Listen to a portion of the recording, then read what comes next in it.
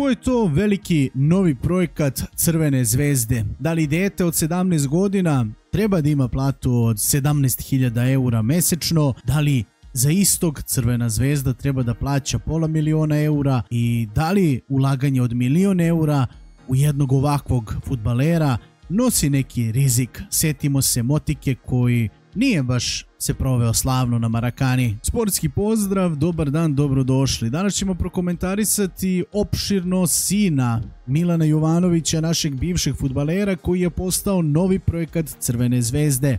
Isto tako, pre nego što krenemo, želim da se zahvalim MaxBetu koji nas je prepoznao i podržao kada to niko nije uradio, tako da čekirajte obavezno ponudu dole u deskripciji i u komentarima. Ono što je jako bitno napomenuti to je da se podigla dosta velika fama oko potpisa momka koji ima 17 godina, oko plate koja iznosi skoro 17.000 eura mesečno i oko toga da Crvena zvezda faktički opet pokušava da nađe svoju zlatnu koku i to preko Vojvodine. Vojvodina kao fudbalski klub dosta čudnovato je poslovala sa nekim fudbalerima tokom svoje istorije, pa tako ovoga puta mora da se naglasi taj deo da Vojvodina je imala načalan dogovor sa porodicom Jovanović ili ti već menadžerom ko je tu, ko zastupa interese ovog malog fudbalera, da u slučaju ukoliko isti ne odigra određeni broj utakmica u sezoni 23 na 24, preciznije ukoliko ne odigra 15 utakmica u proseku po 60 minuta, da postoji mogućnost da ode i da pronađe neku novu sredinu gde će potražiti svoju sreću. To je iskoristila Crvena zvezda, međutim ne sme da se ospori i da je bilo dosta drugih kandidata. Da priča bude još bizarnija, znate to kako ide kroz naše medije, ovaj ovoliko, onaj onoliko, naš narod voli da se jednostavno loži na to ko koliko para ima, zašto je zbog čega dato toliko, da li dete vredi zaista tolike pare. E pa, hajde da krenemo redom. Fudbalski klub Vojvodina će na kontu ovog transfera i te klauzule dobiti negde oko 30.000 eura, što složit ćete se da za Crvenu zvezdu u ovom trenutku nije nikakav novac. S druge strane, ovaj mladi fudbaler će potpisati trogodišnji ugovor po kome će u prvoj sezoni zarađivati 200.000 eura. Crvena zvezda tokom svoje istorije ume da potpisuje takve ugovore i ono što sam ja uspeo da pronađem to je da je u ovom trenutku to nekako neka minimalna zarada. Prisjećanja radi Marko Lazetić, ako nisam pogrešio prezime, neće mi niko zameriti, ovaj momak sada što je potpisao za TSC, on je u Crvenoj zvezdi u prvoj sezoni imao 8.000 eura mesečno, dok su braća Mituljikić u toj prvoj sezoni prvobitno imali po 2.000, a onda sljedeće godine po 4.000 eura. To su neki podaci, eto okvirno da vidite, da napravite i vi neko poređenje koliko je Crvena zvezda kao klub napredovala, jer ovaj momak će sada u proseku imati 16.666 eura ili ti hajde da ga zaokružimo 17.000 eura mesečno, jer ukoliko njegova plata iznosi 200.000 podelite to na 12 meseci pa dobit ćete ovu računicu o kojoj pričam. Isto tako pokrenula se i velika lavina oko tolikog novca. Da li zapravo klinac koji jednostavno je napravio, evo hajde da vidimo i koliko nastupa u seniorskoj konkurenciji Vojvodine, 12, treba da ima tolika primanja. Jer pazite, mi živimo u zemlji u kojoj je minimalac skoro 355 eura, ajde da kažemo i 400, mada nije. Druga stvar, omladinski pogon Crvene zvezde, Partizana i ostalih ovih većih klubova, kolike su onda stipendije ako je minimalni ugovor taj prvi koji se potpisuje 200.000 eura? Da li je moguće da je naš fudbal toliko uznapredovao? To je moje pitanje. To niko ne pita u medijima, to jest od medija, da li je naš fudbal toliko uznapredovao. Pazite, ja lično imam informacije da najbolji vodeći fudbaleri u prvoj ligi Srbije, pa čak i u Super ligi Srbije, imaju primanja, kažem pretežno se orijentišem ka prvoj ligi, imaju primanja od 1000 eura do 4000 eura. Znači vodeći fudbaleri. A mi sada pričamo o ugovoru momka koji ima 17 godina, koji ima isti ugovor kao i većina tih klinaca u Crvenoj zvezdi, koji imaju te pro ugovore.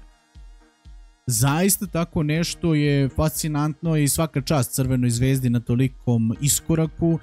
Treba da se ulaže u budućnost, međutim onda dolazi pitanje koliko ovaj momak zapravo može da ponudi, ko je on i zašto Nenad Milijaš tvrdi da Iz njegovog trenerskog iskustva ovaj momak će se pokazati, ovog momka će voleti Marakana, ovo je novi projekat zvani Birmančević. Prvo da se ne lažemo, Milijaš juče počeo da radi, to stoji, to nemate šta da mi pišete, ja to podržavam. Druga stvar, da li to zaista Milijaš nešto vidi što mi ne vidimo u njemu?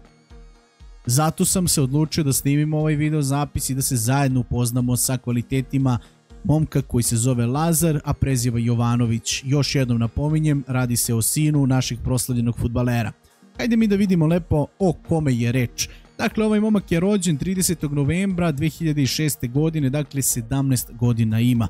1,82 m je visina, s druge strane treba da se napomene i to da je prošao skoro pa sve omladinske selekcije reprezentacije Srbije i isto tako imao je validan ugovor sa Vojvodinom do 31. decembra 2025. godine. Međutim, zbog tog prethodnog dogovora Crvena zvezda iskoristila mogućnost. Međutim, šta je tu bila zapravo zvečka u celoj toj priči? Igrač je mogao da napusti klub, a u takvim situacijama menadžer koji zastupa interese tog fudbalera ima mogućnost da prvo dadžiše. Šta to znači? To znači da ako sad imate 10 klubova zainteresovanih, 2, 3, 5 ili ti već, on može da kaže: hej, Crvena zvezdo, tebi je 500.000 eura za potpis ovog momka, daš, mi smo tvoji. Hej ti, lupam, Newcastle, za tebe je 1,5 miliona, daš, potpišemo, odmah je tvoj fudbaler.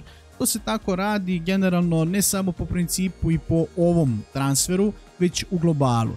Međutim, Crvena zvezda na sve to je odgovorila potvrdno, što je iznenadilo dosta veliki broj kako navijača, tako i fudbalske javnosti, što je izazvalo dosta veliku žižu.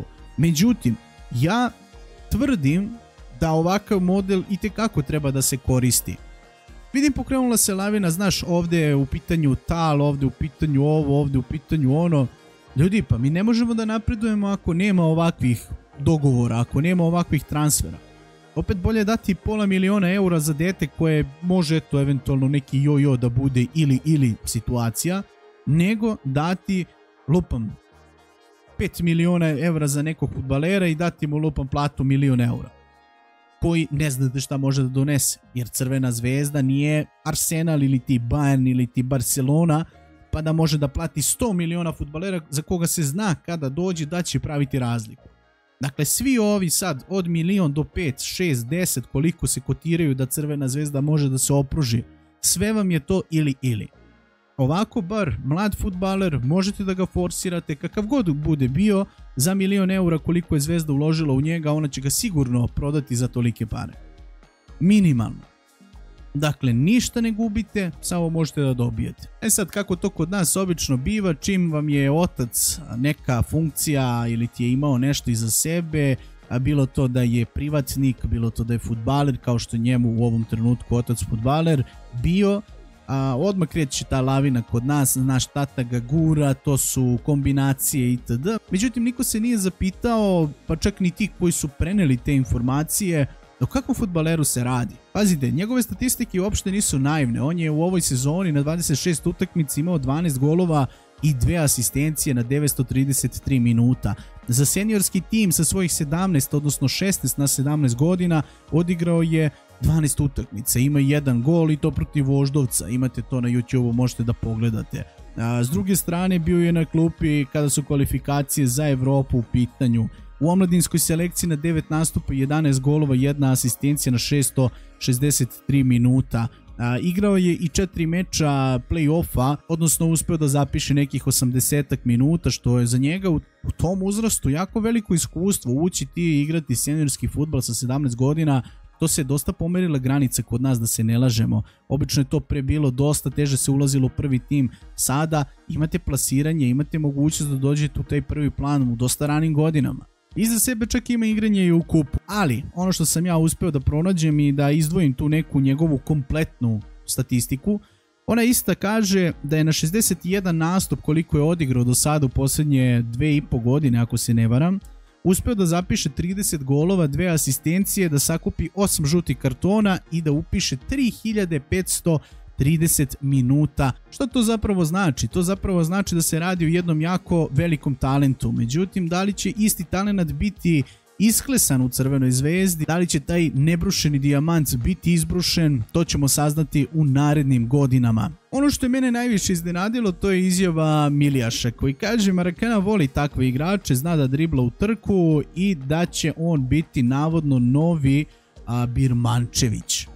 Pazite, to su krupne reči za čoveka koji je tek počeo da radi u fudbalu kao samostalni trener i to doduše u nekoj omladinskoj konkurenciji. Dakle, ne znam i ne vidim kakvu tu on mogućnost skautinga može da pruži Crvenoj zvezdi. Kao da je on, ne znam, sad išao na sve te utakmice, gledao njega, posmatrao, pratio, zapisivao itd. Mislim da je to posao skauta, a ne da on tu izađe u prvi plan i da priča o njemu. Gde je taj direktor omladinske škole? Zašto nam on ne izađe i saopšti, hej, dajte ljudi malo da se zapitamo, pa bolje da damo te pare za njega nego da damo za nekog ozbiljnijeg koji, eto, ne može da nam garantuje nešto sutra u budućnosti. Ono što se nameće u prvi plan to je kako je sam Milijaš bio jednoglasno za njegov dolazak i kako celokupan posao je nekako isforsiran od njegove strane. Dakle, kao da se nameće da će on biti taj koji je odgovoran ukoliko ovaj momak se ne bude pokazao. Želim samo da vas napomenem i to, odnosno da vas prisjetim da je Nemanja Motika potpisao ovakav isti ugovor ili ti 50.000 eura jači i vidite kako je završio. Crvena zvezda je najavljivala da će to biti fudbaler od 15 miliona eura za 2-3 sezone, međutim on čovjek završi gde? U Sloveniji, tamo negde, piti Boga, ne može ni tu ligu da igra, kamoli nešto ozbiljnije. Tako da dolazimo do dela u kome ćete se i vi uključiti. Želeo bih da mi prokomentarišete novog Birmančevića, odnosno ovaj projekat Crvene zvezde.